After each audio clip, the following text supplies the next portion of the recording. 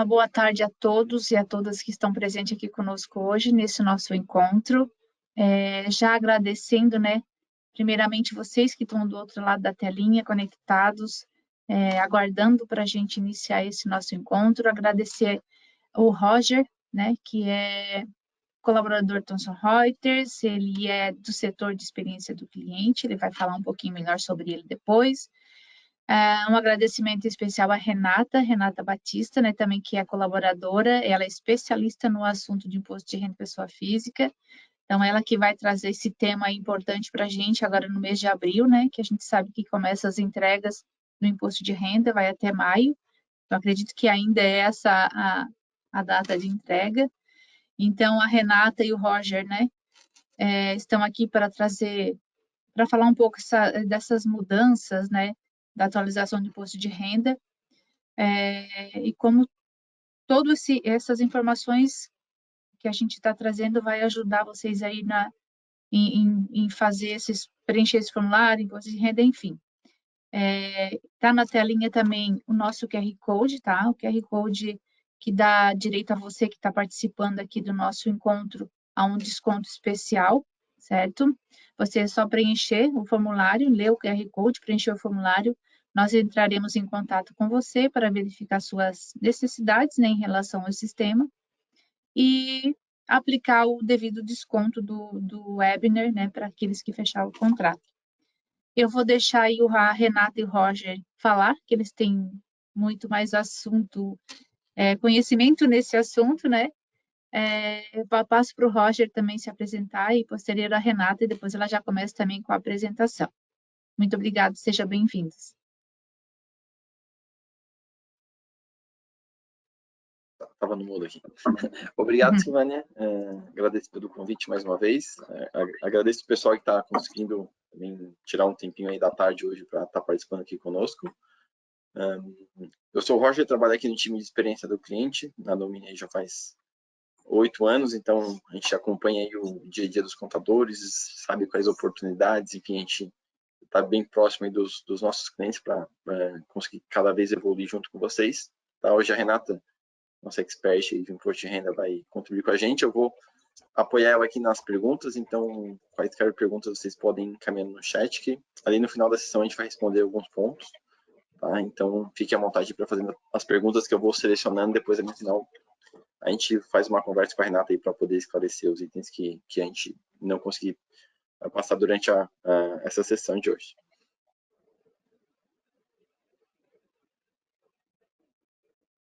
Desculpa, agora era o meu microfone que estava fechado. Boa tarde, pessoal.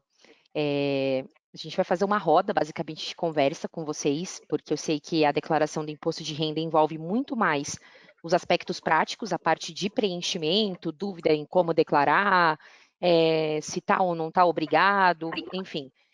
Mas antes até de passar para esse aspecto, para a gente poder conversar, vocês trazerem as dúvidas de vocês aqui no nosso bate-papo, eu achei importante trazer alguns pontos de mudança. Para esse ano, não foram tão impactantes, mas antes até de entrar no mérito das mudanças, é super importante a gente entender o quesito da obrigatoriedade.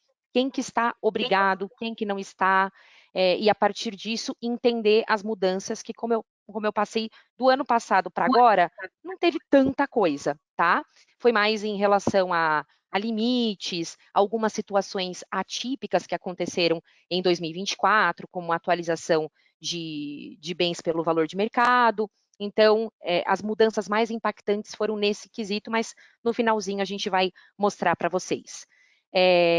Então, primeiramente, no quesito obrigatoriedade, nós temos quem recebeu rendimentos tributáveis superiores a R$ 38.888, quem recebeu rendimentos isentos, não tributáveis ou tributado exclusivamente na fonte, cuja soma foi superior a R$ 200 mil, aquele que obteve ganho de capital sujeito à incidência do imposto, também está obrigado, aquele que optou pela isenção do imposto de renda incidente sobre o ganho de capital auferido na venda de imóvel residencial, aquela regrinha do prazo de 180 dias.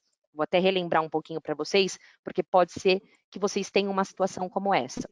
Quando a gente tem um imóvel residencial, vende esse imóvel e dentro de um prazo de 180 dias, o produto da venda ele foi aplicado para aquisição de outro imóvel residencial ou outros imóveis, não precisa ser um só, ele tem a isenção do imposto de renda em cima do ganho de capital. Então, se o teu cliente optou por essa isenção, ele se enquadra nessa relação de obrigatoriedade.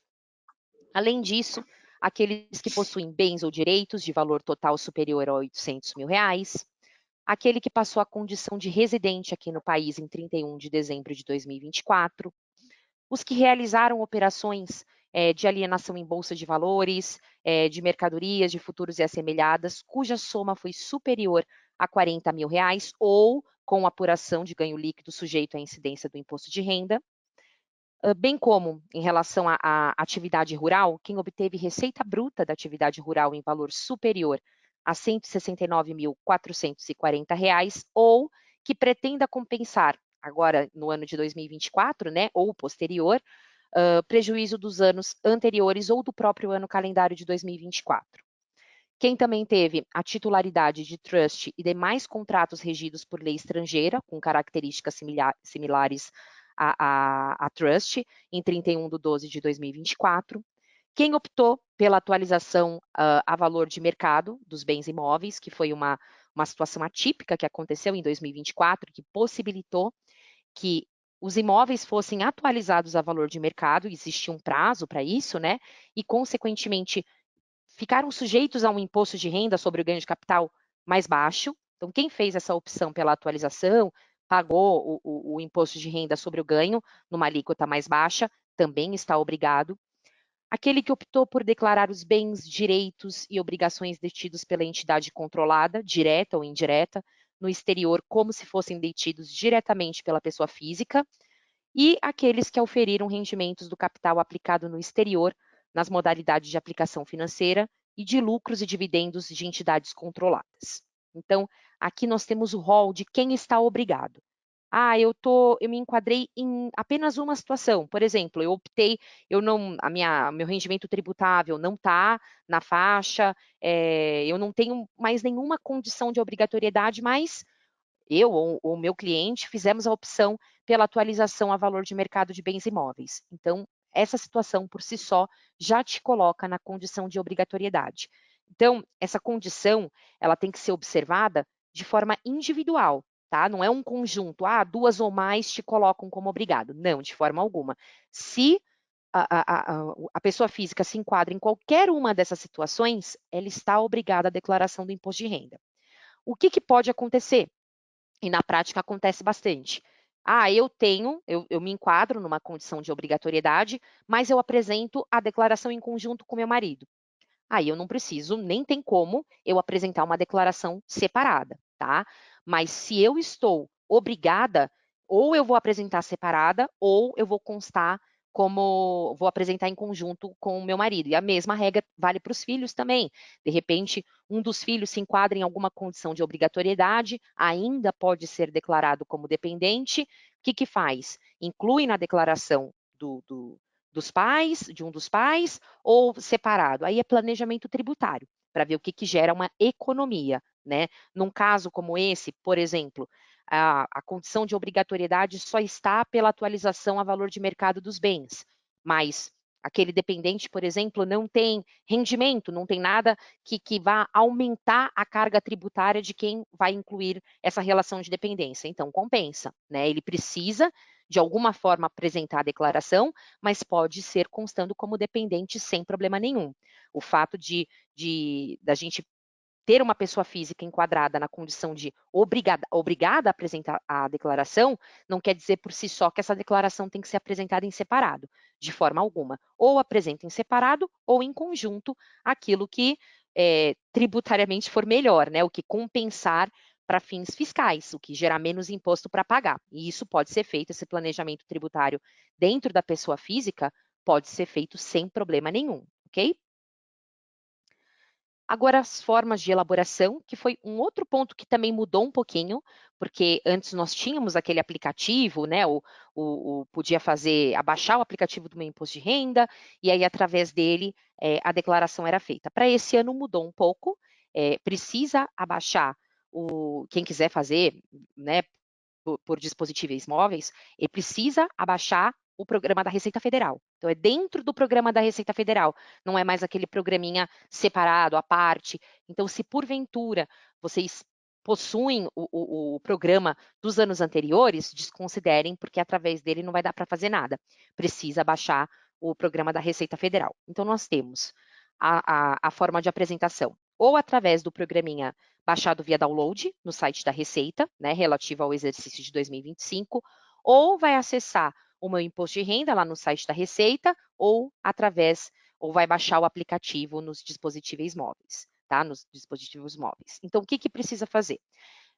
Em ambos esses casos, a gente precisa fazer o acesso através da conta Gov, prata ou ouro, tá? Então, eu vou fazer a minha declaração pelo iPhone, por exemplo. Vou baixar o aplicativo da Receita Federal e fazer pelo iPhone. Eu preciso validar a minha conta através da conta Gov, né, prata ou ouro, e através disso é que eu vou conseguir acessar o meu imposto de renda e, consequentemente, transmitir a minha declaração. Ou através do programinha baixado via download. Muitos escritórios contábeis acabam optando por esse programa, né? Que ele também consegue fazer a importação, modelo pré-preenchido, normal, igual o acesso que a gente faz via ECAC normalmente, mas muitos acabam optando ainda mais pelo fluxo, né? Por ter bastante demanda, tem muito documento, muita informação que estão em arquivos já compatíveis para serem gerados no programinha baixado via download, mas fica a critério, o que for melhor para o contribuinte.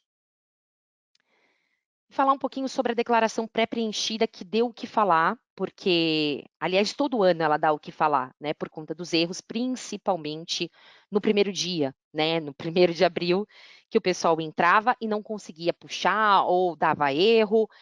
Isso aconteceu muito no acesso meu imposto de renda, ou através do dispositivo móvel, né, ou através do acesso pelo site da Receita Federal, né. Quem fez essas importações através do programa baixado via download não enfrentou instabilidade, pelo menos não teve relato disso. Então, foi mais em relação às tentativas que foram feitas ou por dispositivo móvel ou através do acesso ao meu imposto de renda pelo ECAC. Mas nós tivemos problema de instabilidade pelo alto fluxo e um reporte que foi feito, que assim foi generalizado, foram das informações que foram puxadas, muitas com erro. Mas isso, pessoal, sinceramente, não é algo exclusivo desse ano. Falo por experiência própria, tá? As informações, elas são puxadas no modelo pré-preenchido de declarações que pessoas jurídicas encaminharam. Então tem a DEMED, tem uma DIRF. Então, através dessas declarações, ele alimenta o modelo pré-preenchido. Isso não quer dizer que tudo que consta ali está correto, principalmente na parte de plano de saúde, tá? Por quê? É muito comum isso acontecer e por isso precisa ter um cuidado redobrado. De verdade, é bem comum mesmo. A gente, claro que espera que no modelo pré-preenchido nós tenhamos uma facilidade. De fato, tem, porque puxa CNPJ, puxa algumas informações, mas eu vou dar um exemplo clássico de erro e até se vocês tiverem um outro tipo de erro, por favor, coloquem no nosso bate-papo, que é super importante ter essa troca. Mas um erro bastante comum é a pessoa paga o plano de saúde, o plano de saúde gera as informações ao fisco, e aí no modelo pré-preenchido vem, suponhamos um exemplo, Bradesco, informou, olha, a Renata está aqui o dispêndio dela em relação ao ano de 2024, tá? Só que, por exemplo, eu passei numa consulta particular, eu fiz um exame particular, que depois eu fui buscar o reembolso. Às vezes, o informativo que é gerado pelo plano de saúde, ele não considera essa parte do reembolso, qual que é a parcela dedutível, qual que não é, e principalmente, quando eu pago no particular, eu paguei. Então, aquela clínica vai declarar, olha, recebi da Renata, e às vezes a informação já vem também pré-preenchida lá. A Renata pagou para o laboratório X, um valor R$1.000. Só que desses 1.000 eu tive reembolso. Então, eu não posso considerar como dedutível um montante de R$1.000. Por quê? Eu fui reembolsado em R$800. Então, a minha dedução está naquilo que eu efetivamente paguei. Então, se eu efetivamente paguei R$ 200 porque 800 foram reembolsados, eu não posso considerar como uma despesa dedutível os R$ 1.000 que vieram pré-preenchidos, né? Eu não tenho como fazer essa informação. E isso, quando puxa para a declaração, fica meio perdido. Então, cabe ao contribuinte, ao contador responsável por aquele contribuinte, ajustar esse tipo de informação. Então, muita coisa vem, mas outras também não. Então, tem informação, às vezes, dentista que não enviou, principalmente quando é pessoa física, assim, não tem essa informação no modelo pré-preenchido e a gente precisa inserir manualmente, daí a importância também da guarda de documentos, de armazenar esse documento, de ter o controle, de fato, das despesas que foram incorridas. Por quê? No pré-preenchido, é para facilitar? Teoricamente, teria que vir tudo completíssimo? Sim, teria, mas na prática a gente sabe que não é. Então, as informações, muitas vezes, precisam ser ajustadas, principalmente nessa parte do plano de saúde, tá? Instituição financeira, também muitas vezes vem informação faltante, que gera, né, que você insira essa informação manualmente. E o fisco já falou, olha, pré-preenchido é uma facilidade, mas cabe ao contribuinte ou ao responsável pelo preenchimento da declaração analisar essas informações para ver se está correto, se não tem nenhum tipo de informação errada, se não faltou nada, ou num caso do plano de saúde, se o valor da despesa não acabou indo cheio, quando na verdade você teve uma parte reembolsada.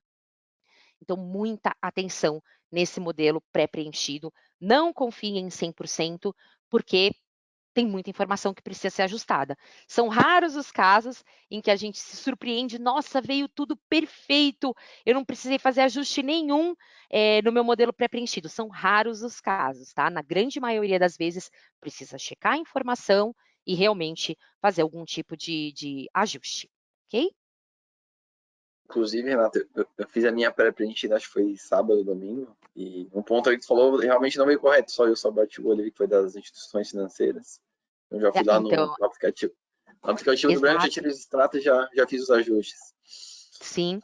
O meu, vou dar um exemplo pessoal, o meu eu também já puxei a pré-preenchida e veio com problema no plano de saúde de novo. Todo ano vem com algum ajuste que eu preciso fazer, não tem jeito. Então vamos lá também, agora falar um pouquinho sobre o prazo de entrega, que esse é muito importante, a gente já está antecipando até o conteúdo da palestra, essa troca, justamente para que vocês consigam se organizar. A gente sabe como os escritórios de contabilidade ficam numa loucura extrema nesse período de imposto de renda, mas atenção ao prazo, 30 de maio de 2025, não percam, porque tem multa o quanto antes vocês conseguirem agilizar o envio, consolidar essas informações e já liberar, fazer a entrega melhor. Uma dúvida que também vem bastante em relação à atualização do programa, principalmente quem fazia lá atrás, onde a gente baixava o programa, às vezes precisava de atualização, tinha que baixar de novo. Hoje não mais, hoje a gente baixa. Se tiver alguma versão atualizada, quando você for abrir de novo, ele já vai te dar o aviso. Olha, tem uma versão atualizada, deseja atualizar agora? Sim, e acabou, não perde as informações que estão lá de forma alguma. É algo mais ágil, né? Hoje em dia já tem um tempinho bastante ágil. Penalidades, que é um ponto muito importante para a gente ter cuidado em relação ao prazo, justamente por conta dessas penalidades. Por quê? Peraí, gente, acabei subindo aqui. A entrega da declaração depois do prazo ou a não apresentação nos casos em que ela for obrigatória, ela vai sujeitar o contribuinte a multa de 1% ao mês calendário ou fração de atraso. O que seria essa fração? Porque é algo que também gera muita dúvida. A fração eu tenho prazo aqui dia 30 de maio para entregar. Eu apresentei dia, sei lá, 3 de junho. Eu já estou em atraso. Putz, mas eu atrasei tão pouquinho. Não importa. Se você atrasar o mês inteiro, for apresentar no último dia de junho, ou você apresentar no primeiro dia de junho, a multa vai ser a mesma. Vai estar lá, 1% ao mês ou fração, independentemente do número de dias que você atrasou. Então, tem que ter um cuidado em relação a isso. O valor da multa mínima é de R$ 165,74. Esse valor já não muda tem um tempinho. E o valor máximo é 20% do imposto de renda devido. Ah, mas eu paguei o imposto de renda, está tudo pago, ainda assim, sim, porque aí a multa é a parte. Não tem nada a ver com o valor do imposto em si, tá? E a data inicial da contagem da multa já é o primeiro dia de atraso. Então, eu tenho dia 30, o dia seguinte já está contando atraso. Tem casos também em que o contribuinte tem uma restituição, acabou apresentando com atraso, tem restituição, e aí o que faz? Pago a multa ou eu posso compensar com essa possível restituição? Pode compensar, tá? Só que lembrando que aí vai ficar incorrendo. Se eu, nesse exemplo que eu dei para vocês, eu apresentei no dia 3 de junho, deu um valor de, sei lá, de R$500 a pagar, tá? Eu vou ficar, mas eu tenho restituição, então eu vou esperar fazer a compensação de um com o outro. Pode, mas aí esse valor vai ficar sendo atualizado também, tá? Mas é possível compensar a multa com possível restituição que você tenha dentro da tua declaração. E, por fim, na parte das penalidades, acontece muito de pessoas que não se enquadram na condição de obrigatoriedade, mas que muitas vezes querem pedir, não sei, um empréstimo em banco, que para pedir um empréstimo, muitas vezes o banco pede, me traz a sua última declaração. E aí o contribuinte não está na condição de obrigatoriedade, o que ele faz? Muitas vezes pede para o contador fazer a declaração em atraso. Só que ele não se enquadra em nenhuma das condições de obrigatoriedade. E aí, ele vai ter multa? Não.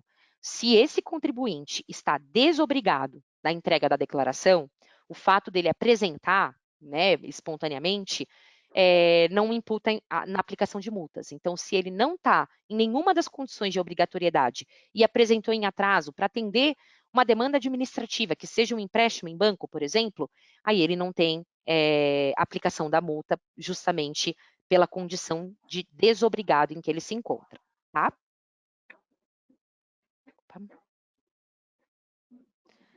E agora partir para as novidades mesmo, que muitas delas nós já até colocamos, que foi o aumento, né, essa subidinha dos rendimentos tributáveis totais recebidos em 2024, que passou a ser acima de R$ 33.888. Os rendimentos da atividade rural também tiveram uma pequena atualização, foram para acima de R$ 169.440. A condição de obrigatoriedade também, em virtude dessa situação atípica que aconteceu em 2024, que é no caso daqueles que atualizaram o valor dos bens imóveis para valor de mercado, né? E aí pagaram um ganho de capital numa alíquota do imposto de renda um pouco mais baixa. Quem teve rendimentos de aplicações financeiras no exterior ou auferiu lucros e dividendos no exterior de entidades controladas, também passaram a condição de obrigados a apresentar a declaração, e essa foi uma novidade trazida agora para 2025, né? Deixa eu passar aqui. Alguns campos foram excluídos, vocês já devem ter notado, que é o título de eleitor, e o recibo da declaração do ano anterior, quando a declaração for pelo modelo pré-preenchido. Então, esses campos foram excluídos. Teve uma outra novidade na parte de restituição, que muitos bateram o olho e isso passou desapercebido. Por quê? Porque lá na regra do ano passado, constava que aquele que indicar, né, que quer receber a restituição via Pix, ele vai ter prioridade. Mas foi instituída uma nova categoria, tá? Aquele que indicar via Pix, ele também vai ter uma prioridade, mas antes dele vai vir aquele que optou pelo modelo pré-preenchido e pelo recebimento da restituição via Pix.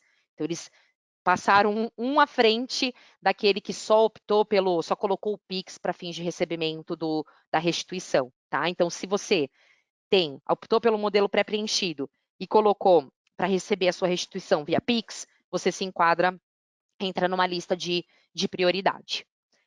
E alguns códigos também foram inseridos lá no campo, na ficha de bens e direitos. Nós tivemos a inclusão de códigos para garagem avulsa, para joia, para holding patrimonial. Então, todo ano eles colocam algum código novo, né, na ficha de bens e direitos. Ano passado nós tivemos, em relação a criptoativos, um desmembramento, porque antes a gente tinha um código bem geral, aí eles foram desmembrando. Para esse ano, trouxeram alguns códigos, mas nenhum para criptoativo, foram mais para esses itens, né? Garagem, joia e holding patrimonial. Agora vou abrir, foi uma pincelada para a gente abrir a nossa roda de conversa. E agora eu vou abrir para vocês, para que vocês tragam as dúvidas, para que a gente possa trabalhar nesse tempo que nós temos, que é super importante. Roger, você quer acrescentar alguma coisa? Vamos lá. Estamos com um grande público aqui na sala. O pessoal até pode ficar à vontade de ir fazendo as perguntas, tá? Eu já selecionei algumas que eu vou passar para a Renata. E aí a gente vai conversando aqui, compartilhando com vocês. Primeira pergunta aqui da Clara Regina. Como tributar câmbio do Canadá para o Brasil? Origem, venda de imóvel, já tributado no Canadá, na declaração anual. Aí ela complementa o câmbio como em diversas ocasiões?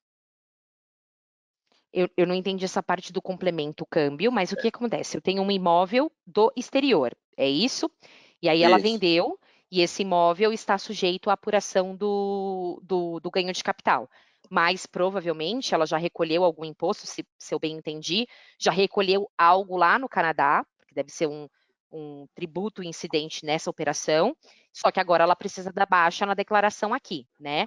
Então, primeiro, mesmo que tenha sido em dólar canadense, a gente precisa fazer a conversão para o dólar dos Estados Unidos, né? Para o dólar americano. Então, vai fazer a conversão.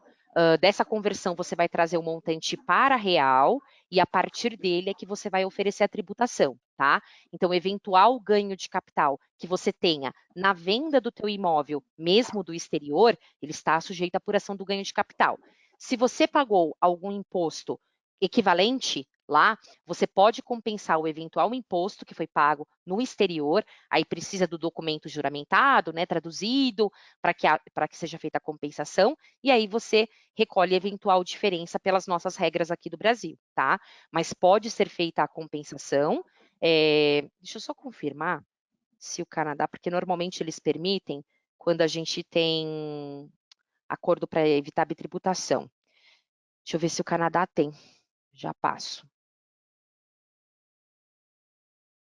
Aqui no chat apareceu mais uma pessoa do Canadá também.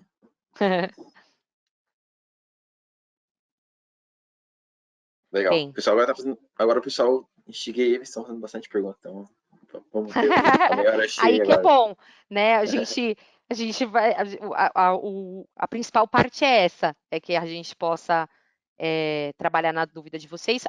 O que nós passamos inicialmente foi mais uma introdução, chamar alguns pontos de atenção do que realmente teve de novidade. Vocês viram que não é nada assim, mas o mais importante são as dúvidas de vocês.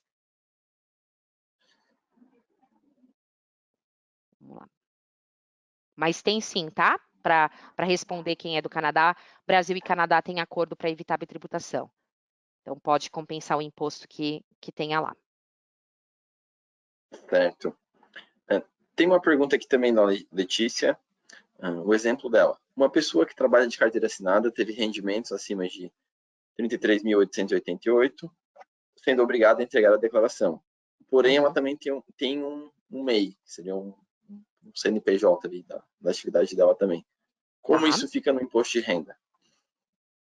Então, na verdade, ela vai precisar declarar, o que vai acontecer? Vai precisar declarar o montante que você recebeu, né, de rendimento tributável desse vínculo trabalhista, e além disso, precisa observar o fluxo do MEI, né, o que teve de rendimento tributável, o que é a parcela de lucros, o que for rendimento isento e não tributável do MEI, né, que aí é aquela regrinha que nós temos da parte dos lucros efetivamente auferidos e o restante é o que a gente precisa oferecer à tributação. Então, se teve movimentação dentro desse MEI, você vai apurar, né, o lucro, o que de fato é lucro. Esse montante dos lucros vai ser declarado como um rendimento isento e não tributável. A outra parcela vai ser declarado como rendimento tributável. Aí vai lá na ficha de rendimento tributável, coloca o CNPJ do MEI. Só que um inconveniente é que vai somar. Então, a parcela que você tem de rendimento do trabalho, assalariado, vai somar com essa parcela do MEI. E aí pode ser que eleve a sua faixa de tributação. Mas você precisa declarar tanto a parte o rendimento auferido com a relação seletista, como aquele do MEI, se teve algum tipo de movimentação. Porque às vezes tem o MEI, Tem muita gente que tem tem o MEI aberto, né? Mas ele não tem movimentação, só faz os recolhimentos, aí é no MEI, a pessoa, aspas, jurídica do MEI, né? Só faz o recolhimento mensal, mas não tem movimentação, não auferiu receita. Aí não tem que tipo de informação colocar. Você não vai ter rendimento nem isento e nem tributável, porque o MEI não está operando. Só que outro ponto em relação ao MEI, que é importante, é que não são só os rendimentos, sejam eles tributáveis ou rendimento isento, que precisam ser declarados. Lá na ficha de bens e direitos, a participação dentro do MEI também é declarado. Então, você vai colocar lá, eu não sei que normalmente o pessoal coloca R$1, provavelmente essa seja a condição, né, em relação à participação dentro do MEI, mas você vai colocar a sua participação, descrever, colocar o CNPJ, para fazer constar dentro da sua ficha bens e direitos que aquele contribuinte tem uma empresa aberta em nome dele.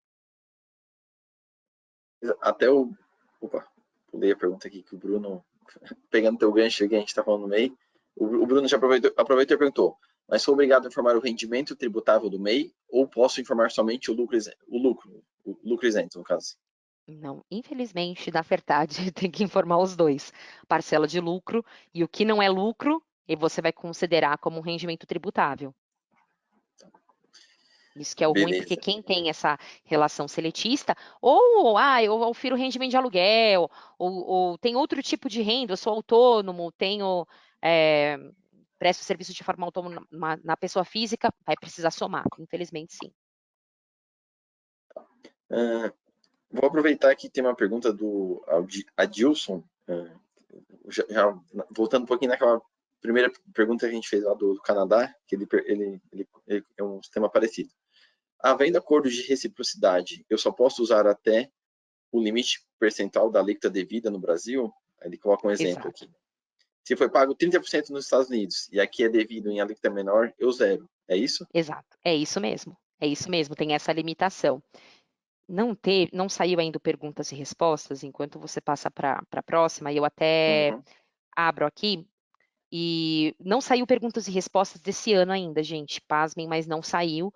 Nós temos o do ano passado, como não tem diferença de um ano para outro, o que eu encontrar aqui para vocês, eu passo, mas tem até essa regrinha no perguntas e respostas. Eu acho que o de 2024 também tem, mas tem essa limitação sim, você está corretíssimo. Tá. Tem uma pergunta aqui do Alstenir, que ele também traz um exemplo aqui. No ano anterior, foi enviado o imposto de renda porque, para receber a restituição, que ele tinha direito de receber a restituição. Porém, neste ano, a pessoa não tem. Devo informar, ou seja, enviar a declaração desse ano, sendo que, enfim, porque eu enviei do ano passado que ele superou o limite, e tinha restituição para ser feita, mas aparentemente agora em 2024 não teve, então eu não precisaria enviar. Exato, exato. Então, se no ano passado, 2023, ele apresentou a declaração lá em 2024, porque ele se enquadrou em alguma das condições, perfeito, apresentou a de 2023, está ótimo. 2024, ele não se enquadrou em nada, o fato dele ter apresentado uma em 2023 não quer dizer que ele vai precisar apresentar todos os anos. Essa avaliação é anual. Então, pode acontecer de um ano eu me enquadrar numa situação de obrigatoriedade e no ano seguinte não. Então, aí eu não preciso apresentar. Agora, se ele quiser, mesmo desobrigado, não tem problema nenhum, pode ser feito. Ou mesmo, esse contribuinte é casado, não se enquadra em nenhuma das situações de obrigatoriedade, mas, de repente, o cônjuge está obrigado a apresentar a declaração. Numa dessas, acaba valendo a pena, porque ele não oferiu rendimento em 2024, não tem bens, não tem nada, mas aí, nesse caso, que é melhor ainda, para ser incluído na declaração de alguém, claro, desde que se enquadre em alguma relação de dependência, né, que possa restar enquadrado, porque aí você tem essa tua base de dedução como dependente ou apresentar a declaração em conjunto com o cônjuge. Perfeito. Próxima pergunta do Gustavo. Estou com uma situação de venda de ponto comercial recebido pela pessoa física. Existe algum campo específico este ano no validador? Tá, ele vendeu ponto comercial, então isso provavelmente ele declarava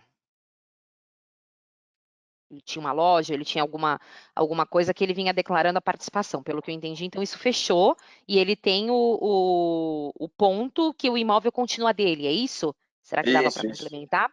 Tá. Uhum. E aí agora ele está passando esse ponto, o imóvel para outra pessoa. Isso é um ganho de capital que, teoricamente, ele está auferindo. Sempre que a gente não tem, vai tributar eventual ganho como um ganho de capital, vai oferecer a tributação, e se você não conseguir enquadrar em nada, porque eu não sei como você vinha declarando essa... É que eu não sei exatamente até o que você tinha, tá? Se era uma loja, se era algum prestador de serviço, eu não sei como vinha sendo declarado na sua declaração da pessoa física. Mas agora, para justificar o ganho, se você não tiver nenhum código específico, você pode colocar como outros, e no campo de discriminação você justifica sem problema nenhum o que de fato foi vendido e o porquê que você auferiu esse ganho de capital. Perfeito. Vou selecionar um tema diferente aqui, vamos ver. Tá. Uma pergunta aqui da Jaqueline.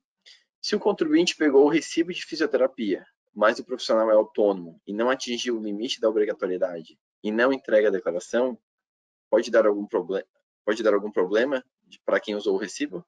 Não, nenhum. O que pode acontecer é, ele pegou alguma inconsistência porque essa pessoa não apresentou a declaração, porque não se enquadrou nos quesitos de obrigatoriedade. Aí o que ele pode fazer? Ele pode questionar o prestador de serviço, o fisioterapeuta, pessoa física, para ver se realmente não tem nenhuma outra fonte, se não é indicado nenhum montante. Esse cruzamento hoje em dia consegue ser feito de forma digital, muito ágil até, não é um fiscal que vai constatar. E sendo constatado que ele não se enquadrava em nenhuma das condições de obrigatoriedade, não tem problema nenhum para quem utilizar, muito pelo contrário. É devido, né? Ele pagou por esse montante, por esse serviço pode ser considerado como dedutível na declaração da pessoa física. O fato do prestador, da pessoa física, o fisioterapeuta, não se enquadrar nas regras de obrigatoriedade de apresentação da declaração, não quer dizer que você não possa deduzir essa despesa de forma alguma, não teria problema nenhum. Uhum. Perfeito. Deixa eu selecionar outra aqui. Só voltando para em relação àquele do limite, né? Da compensação do imposto que foi pago lá no exterior, na perguntas e respostas de 2024, é a pergunta 139. Eu não lembro quem que trouxe essa pauta do limite de compensação, mas é a 139. Lá tem tudo o que precisa ser feito, né, para fins de compensação, tem a regrinha da limitação, enfim, tem tudo ali. Perfeito. Uma pergunta aqui da Maria Cristina. No caso do produtor rural / sociedade, eu aplico a proporção de sócios para saber a obrigatoriedade e faço a declaração para cada um? Exemplo, Exato. um CNPJ que está em nome de um casal e teve um faturamento de 300 mil, estão obrigados? Sim, porque aí ele tem a receita da atividade rural superior àquele limite, né? Não minto, mas aí é proporcional, né? Ele tem 2. Que daí, o 300 mil vai dar 150, não vai bater o limite lá do... Não atinge o limite, exatamente. Tá. Então, a gente tem que ver, esse limite é para cada contribuinte, tá? Então, se eu tenho 3 dentro daquela terra da atividade rural, somos em 3, e isso é dividido em 3, o limite é individual para cada um dos contribuintes. Perfeito. Tem bastante pergunta aqui do exterior, vou filtrar algumas antes para a gente conseguir responder mais temas, depois eu volto aqui nessa. Essa aqui pergunta da Adriane Rezende.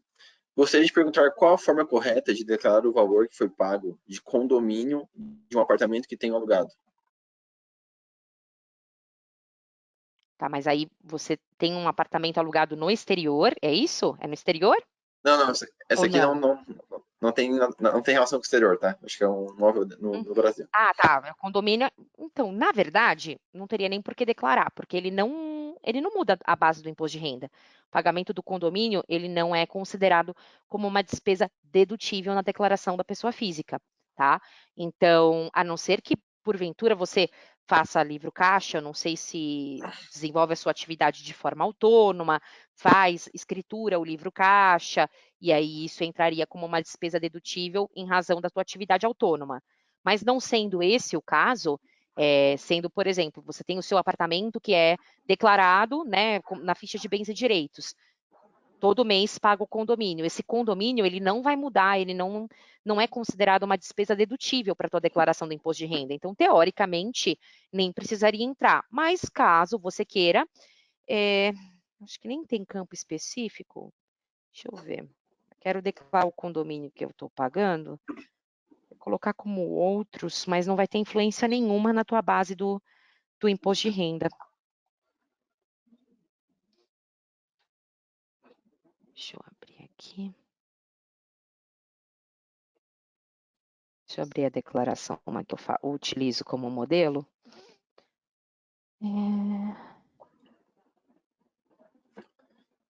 Pagamentos efetuados. Vamos ver, novo.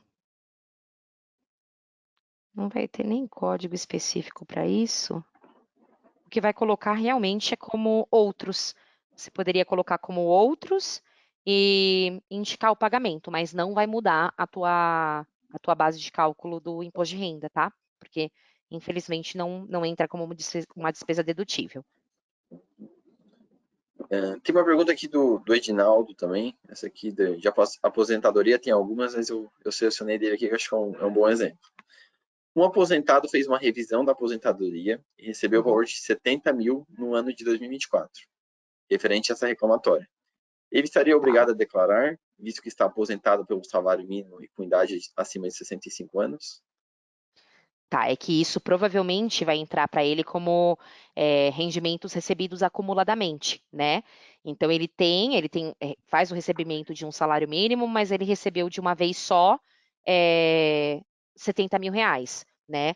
Então ele precisa informar, tem um campo específico dentro da declaração do imposto de renda, chamado rendimentos recebidos acumuladamente. Tá aqui. E fica embaixo da ficha de rendimentos tributáveis de PJ, com imposto com exigibilidade suspensa. E aí, ali você vai fazer a inclusão desse rendimento, por quê? Porque ele recebeu agora uma revisão que ele fez, provavelmente desde de algum período, não sei de quanto tempo, né? Ele recebeu esses 70 mil de quantos meses se referem. Mas ele precisa fazer a declaração e incluir na ficha de rendimentos recebidos acumuladamente. E aí, vai ter a opção pela forma de tributação. Eu não sei se já teve uma tributação incidente, normalmente tem, quando é feito esse resgate, né, quando ele consegue sacar esse montante, e aí a opção, quando você abrir essa ficha, você logo vai ver, tem a opção exclusiva na fonte ou ajuste anual.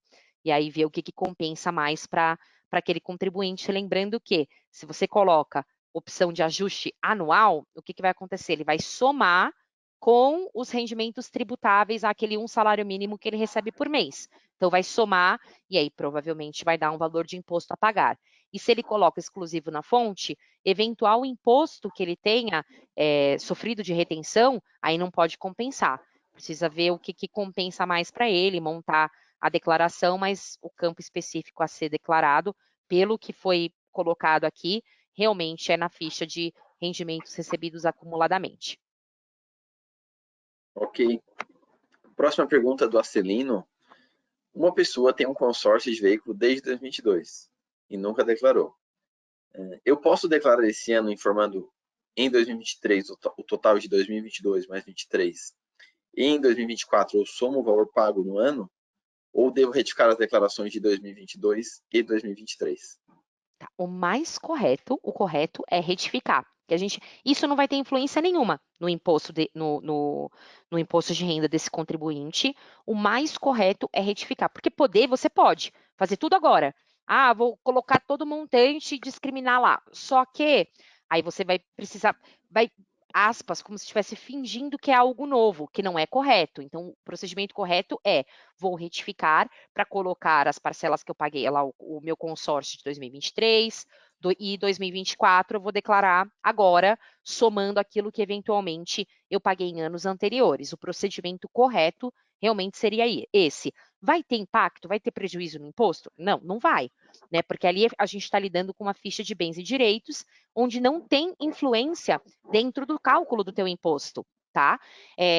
Mas a gente precisa aplicar exatamente o que dispõe a legislação, qual que é a orientação do fisco, e nesses casos, mesmo que você não tenha influência nenhuma no imposto, retifica, isso também não vai gerar multa para esse contribuinte, mas faz a retificação para constar tudo bonitinho, de qual ano se refere, para não ter nenhum tipo de questionamento por parte do fisco. Ok. Uma pergunta agora de Carnê Leão, do Felipe Anjos. Ele me indica, recebi aluguéis durante o ano, mas não fiz o regulamento mensal do imposto de renda no Carnê Leão. Agora na declaração anual, o que devo fazer?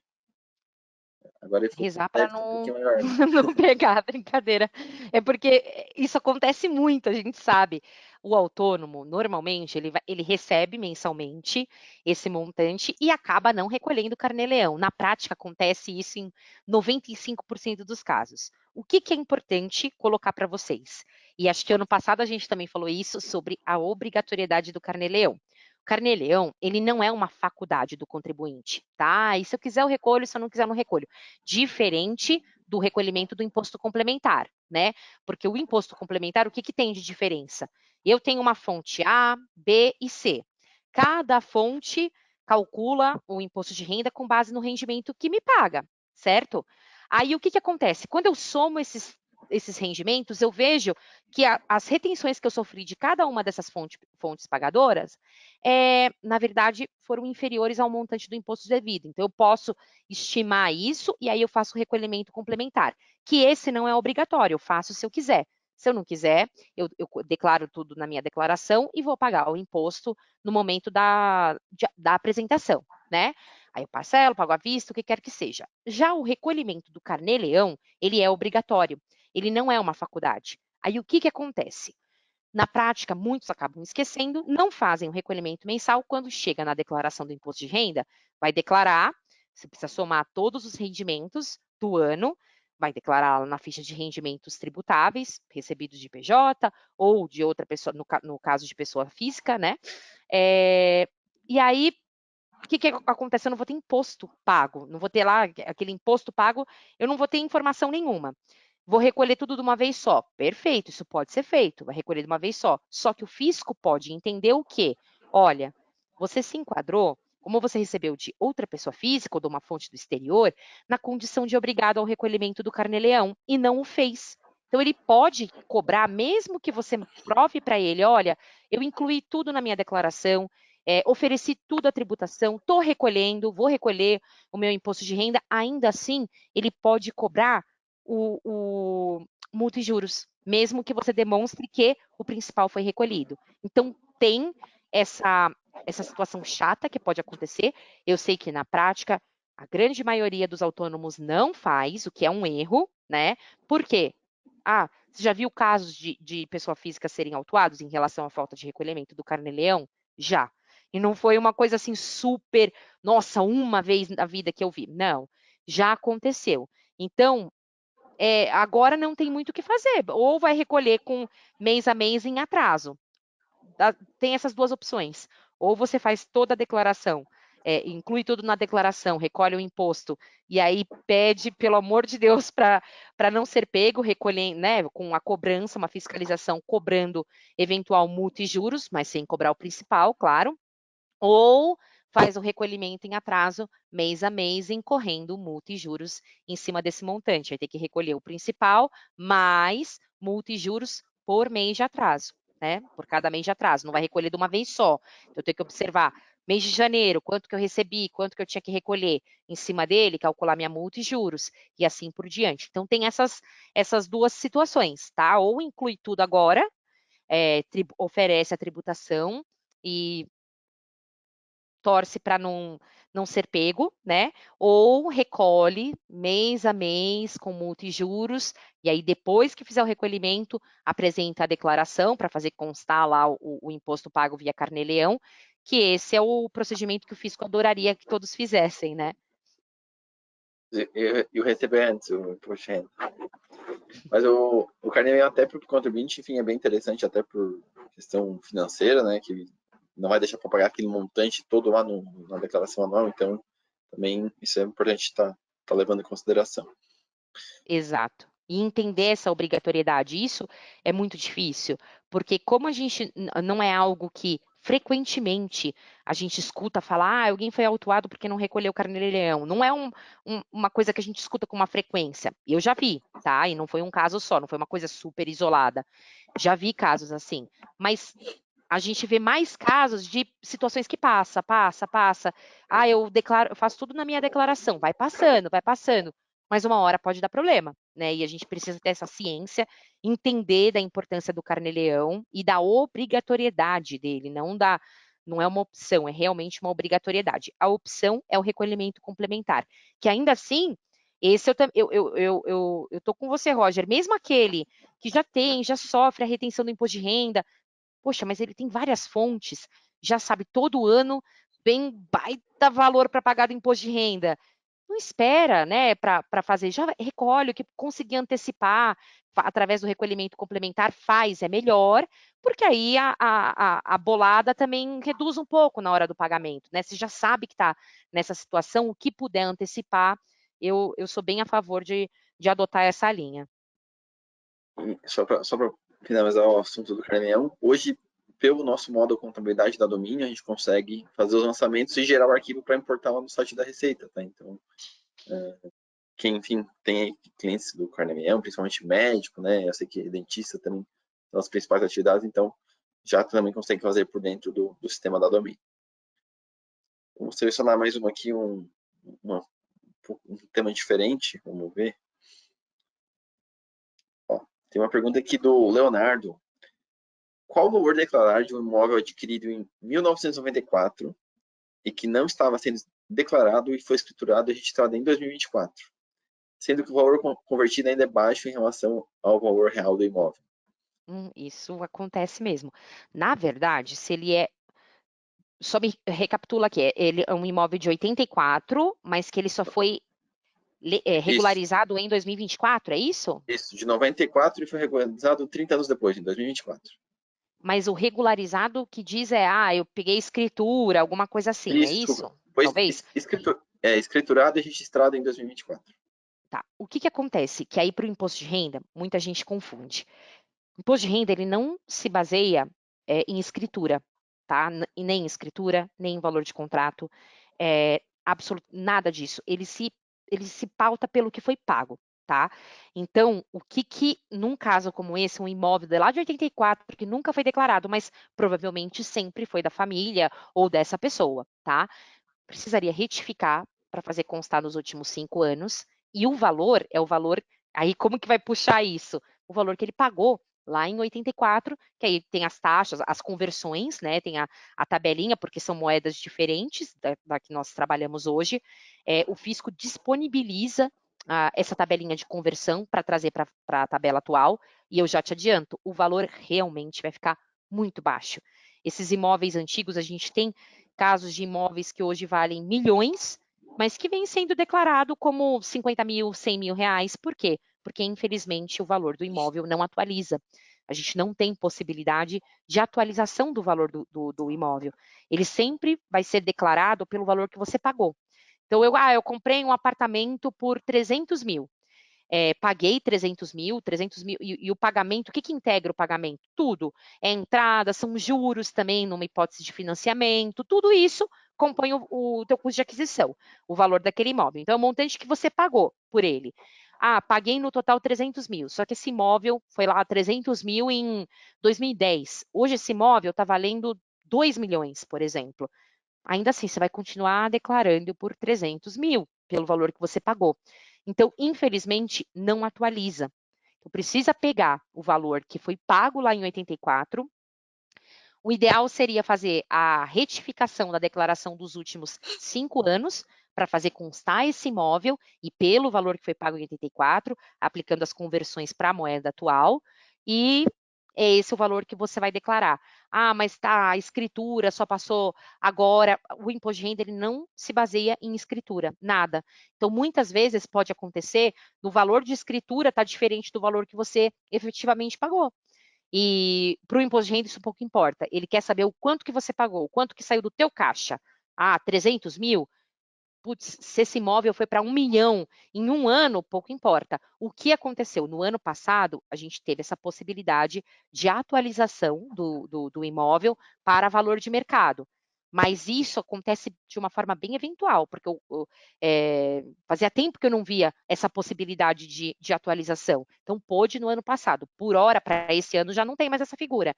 Então, eu preciso continuar declarando pelo valor que eu efetivamente paguei. Então, para esse caso de 84, o ideal, retifica, mas fazendo constar o valor que foi pago lá em 84. Agora, como vocês vão achar, eu não sei se tem contrato da época, que tem um montante, que esse contrato foi, que esse imóvel foi negociado, mas são informações importantes. Bom, duas perguntas aqui que a Renata vai responder rapidinho. Pilates, posso deduzir no imposto de renda? Atividade de Pilates? Não. Só se o que pode acontecer no Pilates, se de repente for por fisioterapia, tá? Fisioterapeuta, aí pode entrar como uma despesa como fisioterapeuta, mas a academia que a gente fecha, que faz o Pilates, ou a academia de ginástica, infelizmente, eu acho que deveria ser deduzido, mas na prática não é, infelizmente Ainda não. E teve alguém que perguntou também sobre vacina, se poderia ser deduzido. Também não tem previsão. O da vacina, o que acontece? Tá? Quando que eles possibilitam? Medicamento, vacinas. Quando você, por exemplo, tem a conta do hospital. E aí precisou tomar uma vacina X, um medicamento X, que vem tudo na conta do hospital. Aí sim você pode deduzir. Agora, quando é separado, isso à parte, aí já não tem essa possibilidade. Isso se estende para medicamentos também, porque muita gente pergunta, medicamento posso deduzir? Não, só se ele vier na conta hospitalar. Tá. E, Silvânia, a última aqui, que teve bastante perguntas nesse assunto, vou resumir uma aqui. Pode fazer. Dinheiro obtido em apostas online, cassinos, bets, jogos de azar, deve ser declarado no imposto de renda? Agora deve, né? Tá Agora ele regulamentado. Antes, o cassino eu não sei como vai fazer, porque o cassino continua bingo e afins continua sem poder, né? Uma prática ilegal. Mas as apostas de bet, sim, já tem essa obrigatoriedade, a gente já tem regulamentação, então eventuais rendimentos que foram auferidos precisam ser declarados, sim. Inclusive, acho que quando faz o cadastro lá nas casas de apostas, eles pegam até teu CPF, né? Então, Exato. fazer um cruzamento. Exatamente. Agora amarrou tudo, gente. Não tem mais como fugir, né? Não, não tem. Não dá mais Eles nem pra fazer uma apostinha para ganhar um troco. Não, porque antes era um pouco terra de ninguém, a gente não tinha regulamentação. Igual quando começou a criptomoeda, né? Você não sabia como ia declarar. Isso é bem, isso é direito, o que é isso? É bolsa, não é? Aí, aos pouquinhos, eles vão introduzindo as regulamentações em relação às novas modalidades que vão surgindo, e aí, em cima delas, os rendimentos serão tributados. A alegria dura pouco. Deixa. Como disse o Roger, a gente tem muitas perguntas, né? E todo ano que a gente for fazer a declaração de imposto de renda, surgem as dúvidas, surgem coisas novas, né? Ou a receita muda o sistema vem com problema, sempre as mesmas histórias da receita, né? Exato. E é onde a gente fica com essas dúvidas realmente. Então, a gente não tem como responder todas aqui, né, Renata? É impossível. O Roger fez um apanhado aí das que mais o pessoal fez pergunta, Carnê-Leão, sobre o dinheiro lá fora e tudo mais. Mas agora deu o nosso horário, né? E nós vamos continuar aqui para finalizar o nosso encontro. Renato já colocou na telinha aí o nosso QR Code, para quem não teve a oportunidade de escanear e preencher o formulário, para ter o desconto, né? Você que teve nesse nosso encontro de hoje, para ter esse desconto exclusivo, tá aí novamente a oportunidade de você escanear e preencher o formulário. Já quero agradecer aqui a todos, né, que ficaram conosco até esse momento aqui, ouvindo da Renata aí todas as informações. Diz ela que não teve muitas alterações do ano passado para cá, mas as dúvidas são muitas, né? Por mais que não tenha muitas alterações. O Roger aí que fez a mediação das perguntas, levou para a Renata, enfim. Agradecer o Roger também, agradecer a Renata, que ela tirou um tempinho para estar aqui conosco. E é isso, né? Então, eu passo também para o Roger, para a Renata fazer as considerações finais e agradecer novamente a participação de todos. Agradeço o pessoal aí que conseguiu participar, né? A gente sabe que surgem dúvidas novas, porque sempre ali, no ano chega um cliente com uma situação nova, enfim, que às vezes o computador acabou nunca pegando, então acho que é super normal ter essas dúvidas. Agradeço a Renata, eu acho que ela conseguiu esclarecer muito bem as perguntas e passar uma visão geral do imposto de renda desse ano. E a gente também vai ter outras sessões aí falando de imposto de renda, então já convido o pessoal aí a estar participando, que a gente vai estar abordando esse tema aí durante o mês de abril, em outras sessões aqui do webinar também. Pessoal, eu queria muito agradecer a participação de todos vocês. A gente sabe que é um assunto que tem muita dúvida, como eu passei, muita dúvida prática. Foi o que a Silvânia falou. Não teve muita alteração, mas não teve. Mas na parte do preenchimento, cada ano surge uma situação nova, né? Principalmente nos escritórios contábeis. São situações que o escritório ainda não estava habituado, por exemplo, então gera dúvida na parte de preenchimento. Então a gente sabe que essa demanda do imposto de renda toma muito, que a gente precisa trabalhar muito com as dúvidas de vocês. Teremos outras sessões. Comigo vai ter uma em maio, então se porventura alguém ficou sem resposta, participa na de maio, que aí já encaminha, porque sendo possível a gente vai responder. E mais uma vez agradeço a participação de todos vocês, espero ter contribuído um pouquinho, ter sanado um pouquinho das dúvidas existentes. Ô, Renata, eu vou fazer uma perguntinha que surgiu aqui. O pessoal perguntou se tu pode liberar a apresentação que você fez ali. Se você pode liberar para eu enviar para eles por e-mail. Tá bom, Então, eu já transformo em PDF e encaminho para você mandar para eles. Tá bom. É isso. Pessoal, muito obrigada novamente. Obrigada, Renata. Obrigada, Roger. Então, em maio aí nós temos mais um encontro com a Renata, falando sobre o imposto de renda. E a gente se encontra nesse novo webinar com a Renata. Obrigada, pessoal. Até mais. Valeu, pessoal. Tchau, gente. Obrigada. Tchau.